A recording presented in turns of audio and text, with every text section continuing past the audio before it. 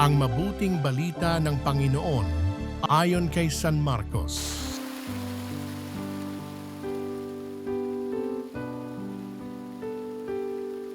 Sa gitna ng pagbubunyi ng mga tao, pumunta si Jesus sa Jerusalem at pumasok sa templo. Pagkatapos tingnan na ng lahat ng bagay doon, lumabas siya at nagbalik sa Betania kasama ang 12, palibhasa'y gumagabi na noon. Kinabukasan, nang sila'y pagbalik na mula sa Betania, nagutom si Jesus. Natanaw nito sa di kalayuan ang isang puno ng igos na madahon. Nilapitan niya ito upang tingnan kung may bunga, ngunit wala siyang nakita kundi mga dahon sapagkat hindi pa panahon ng igos noon. Kaya't sinabi niya, sa puno ng igos, wala nang makakakain pa ng iyong bunga. Ito'y narinig ng kanyang mga alagad. Pagdating nila sa Jerusalem, pumasok sa templo si Jesus. Kanyang ipinagtabuyan ang mga nagbibili at namimili roon at ipinagtaob ang mga mesa ng mga mamamalit ng salapi at ang upuan ng mga nagtitinda ng kalapati. Pinagbawalan niyang magdaan sa loob ng templo ang sinumang may daladalahan at tinuruan niya ang mga tao.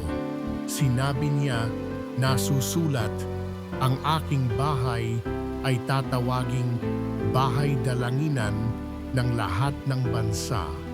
Ngunit ginawa ninyong pugad ng mga magnanakaw. Narinig ito ng mga punong saserdote at ng mga eskriba. Buhat nooy humanap sila ng paraan upang mapatay si Jesus sapagkat natatakot sila sa kanya dahil sa humahanga ang lahat ng tao sa kanyang turo. Pagdating ng gabi, lumabas na naman ng lungsod si Jesus at ang kanyang mga alagad.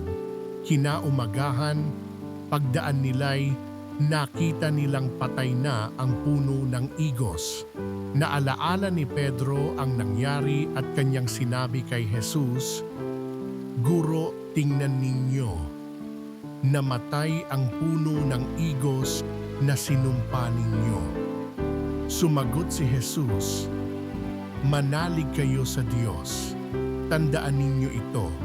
Kung sabihin ninuman sa bundok na ito, umalis ka riyan, tumalon ka sa dagat, na hindi siya nag-aalinlangan, kundi nananalig na mangyayari ang sinabi niya, ito'y gagawin ng Diyos para sa Kanya. Kaya't sinasabi ko sa inyo, anuman ang hingin ninyo sa panalangin, manalig kayong natanggap na ninyo iyon at matatanggap nga ninyo. Kapag kayo'y mananalangin, patawarin muna ninyo ang nagkasala sa inyo upang ipatawad din naman sa inyo ng inyong amang nasa langit ang inyong pagkakasala.